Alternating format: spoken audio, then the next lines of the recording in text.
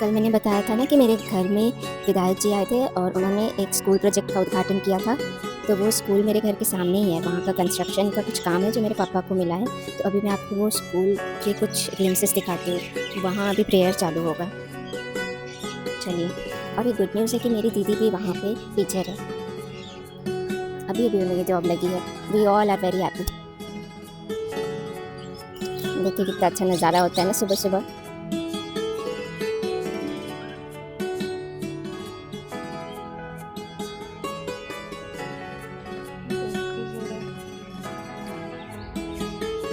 Meditation करने के बाद दिन की शुरुआत तो मेरी इन क्वेश्चंस के साथ हुई, क्योंकि 8 बजने में अभी भी 10 मिनट बचे थे। तो मैंने सोचा टेक्स्ट बुक पे कुछ क्वेश्चंस ही अटेम्प्ट कर लूँ। पॉलिटी के फंडामेंटल राइट्स चैप्टर्स से क्वेश्चंस थे, जिसमें मैंने 11 सही किए और 4 गलत। और वो 4 क्वेश्चन जो मैंने गलत किए थे वो आज मैंने रिवाइज़ कर लिए पॉलिटी के बुक लक्ष्मीकांत से। ये 4 क्वेश्चन गलत होने का मतलब है अभी भी मुझे रिविज़न की ज़रूरत है उस चैप्टर में।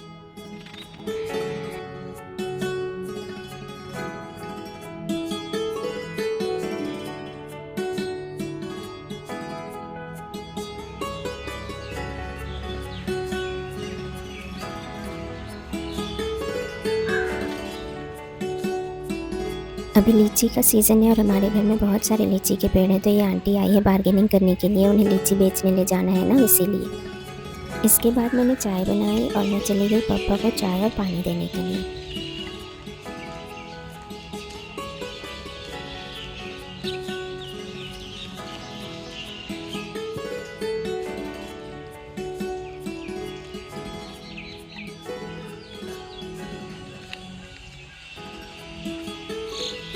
चाय आया है। चाय पीते पीते मैंने और पापा ने बहुत सारी बातें की। ये देखिए, मैंने साग जला दिया। किचन का कोई काम मिले और मैं वो ख़राब ना करूँ, ऐसा होता ही नहीं है। क्योंकि घर में इस वक्त कोई था नहीं, तो मैं ग्राउंड फ्लोर पे ही रहकर पढ़ाई करने लगी, ताकि कोई आए जाए तो मुझे उस पर ध्यान रहे। सुबह जो मैंने टेस्ट दिया था तो उसमें 4 क्वेश्चन मेरे गलत हो गए थे, जिसमें आर्टिकल 20, आर्टिकल 26 एंड विमेन को ब्रिटिश इंडिया में राइट टू वोट कब मिला, ये सारे क्वेश्चंस थे।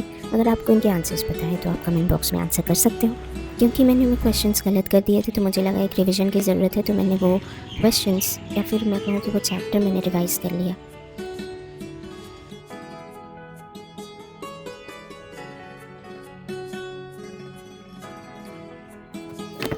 अभी 1 बज रहा है दोपहर के। तो मैंने इस हफ्ते का टारगेट क्या लिया है, साइंस एंड टेक कंप्लीट करना है मुझे। तो मैंने उसके रिसोर्सेज सोचा आपसे शेयर कर दूँ। अभी मेरे पास एनसीईआरटी के नोट्स है।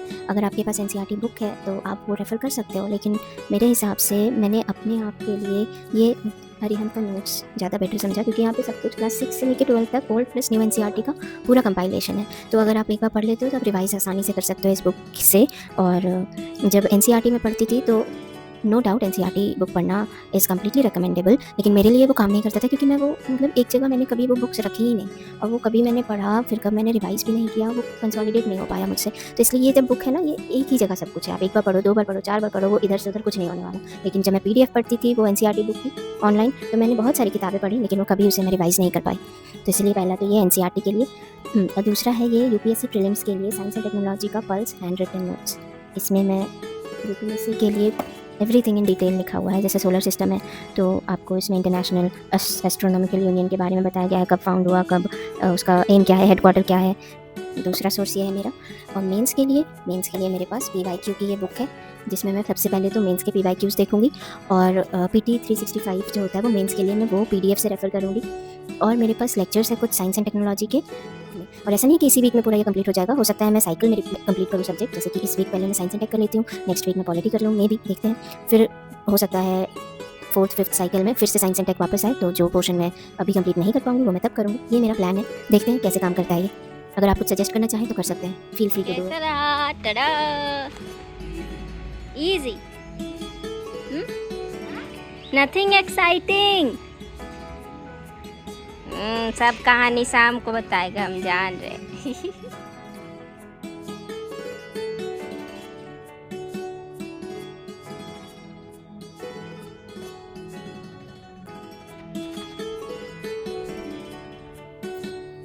आप देख सकते हो अभी 4 बज रहा है अभी मेरी साइंस एंड टेक की एक क्लास ख़त्म हुई है। मैंने 1 बजे से स्टार्ट किया था और नोट्स बनाते बनाते इतना टाइम लग गया, वरना लेक्चर तो बस 1.5 घंटे का ही था। तो नोट्स बनाने में बहुत एफर्ट लगते हैं और इस नोट्स का प्रॉपर यूटिलाइजेशन होना भी बहुत ज़्यादा ज़रूरी है। अगर मैं ये रिवाइज़ नहीं करूँगी वीकली बेसिस पे तो फिर क्या फ़ायदा। इससे पहले यही हुआ है मेरे साथ, मैंने बहुत पढ़ाई की, नोट्स बनाए पर उसे रिवाइज़ नहीं किया। इसलिए भागा-दौड़ी में प्रिपरेशन करना भी सही नहीं है। मैं एक बार थम कर जो हमने पढ़ा उसे, हमेशा मैंने पिछले वाले ब्लॉग में भी बताया कि कंसोलिडेट करना बहुत ज़्यादा ज़रूरी है और अभी भी मैं यही बताऊँगी आपको कि कंसोलिडेट कीजिए, रिवाइज़ कीजिए, बहुत ज़्यादा हेल्पफुल होगा। अभी तक मैंने खाना नहीं खाया है तो मैं जा रही हूँ खाना खाने के लिए। अगर मेरी बुआ अभी अगर व्लॉग देखेगी ना तो वो कहेगी कि 4 बजे खाना खाने कौन जाता है।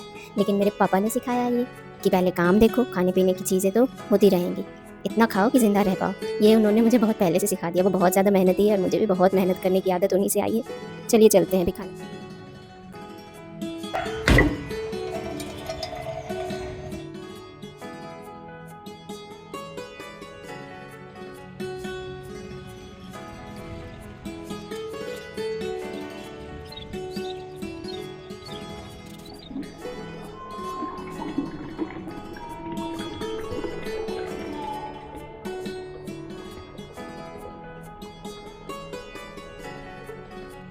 घर में रहकर प्रिपरेशन करने का तो ये सबसे बड़ा फ़ायदा है।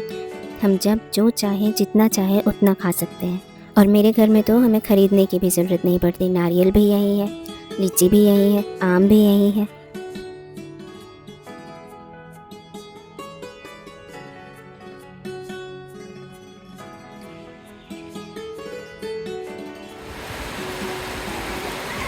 हमारे घर में एक डॉग है जिसका नाम है शैडो और पता है उसे हमने पाला नहीं था, उसे बस हमने खाना दिया था और वो यहीं रहने लगा, तो फिर हमने भी उसे प्यार से रख लिया। अभी देखिए वो घर के अंदर कितने आराम से बैठा है।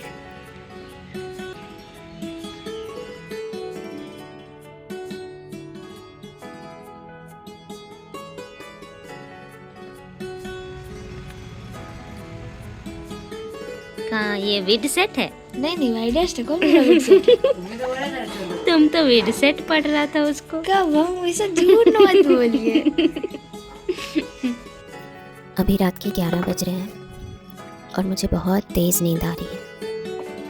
मैंने सोचा एक शॉर्ट समरी आज के दिन का मैं अपने माइंड को अच्छे से बता दूं कि आज मैंने क्या किया, कैसे किया और मेरा क्या टाइम मैंने यूटिलाइज़ किया और कितना मैंने वेस्ट किया, ये मुझे पता होना चाहिए। तो सुबह का टाइम तो अच्छे से मैंने काम किया, न्यूज़पेपर हो गया एंड योगा मेडिटेशन ये कर लिया मैंने। टाइम से उठ भी गई, 7 बजे उठना इज़ नॉट बैड मेरे हिसाब से। उसके बाद जो मैंने ब्रेक लिया ना उसमें थोड़ा सा टाइम मेरा इधर उधर हो गया, मुझे वो ब्रेक थोड़ा ज़्यादा लंबा हो गया। बस 1 बजे आई थी, मतलब सब सारा ब्रेकफास्ट एंड फ्रेश होना, नहाना सब कुछ करने के बाद मैं 1 बजे वापस बैठी थी अपने स्टडीज़ के लिए। तो वहाँ मैंने science and tech module complete किया था।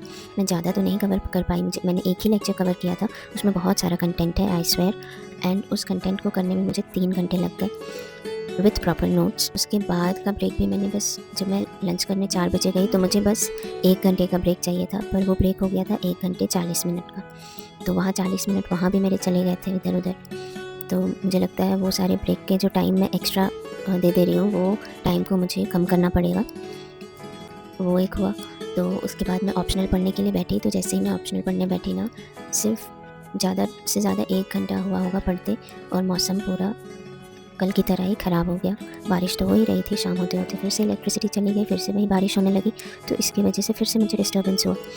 वैसे तो मैं ग्राउंड फ्लोर में जाके पढ़ सकती थी, पर मैंने वो नहीं किया क्योंकि वो टेम्परेरी सोल्यूशन था और उतना अर्जेंट भी नहीं था। और नीचे वहाँ जाने से थोड़ा डिस्टर्बेंस भी ज़्यादा हो जाता है क्योंकि वो अभी उस टाइम वहाँ पे पापा न्यूज़ देख रहे होते हैं। अगर आपको पता होगा कि इंडियन पेरेंट्स जब न्यूज़ देखते हैं तो उसका वॉल्यूम कितना ज़्यादा होता है।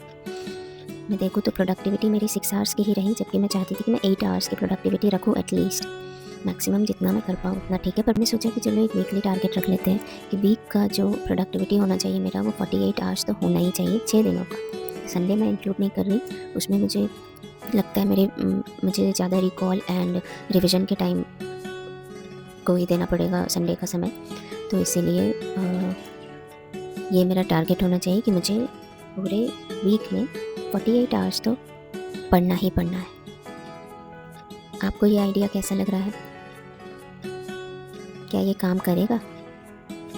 चलिए देखते हैं। वैसे आज के वीडियो में मैंने जो सोर्सेज साइंस एंड टेक्नोलॉजी के शेयर किए हैं, हो सकता है वो बाद में मुझे कुछ ऐड करना पड़े। कुछ हटाना भी पड़े वो तो धीरे धीरे पता चलेगा, पर अभी के लिए जो मुझे बेस्ट लगा मैंने वो सेलेक्ट किया है। आगे हम देखते हैं कि हमें क्या क्या मॉडिफिकेशन या फिर कुछ और चेंजेस करने की ज़रूरत है। बाकी अब बहुत लेट हो गया है, मुझे लगता है अब सो जाना चाहिए। I am really tired. और आपके कुछ सजेशन है तो आप मुझे ज़रूर बताएं। तो मिलते हैं कल नए ब्लॉग के साथ। आज के लिए इतना ही। Good night. राधे राधे।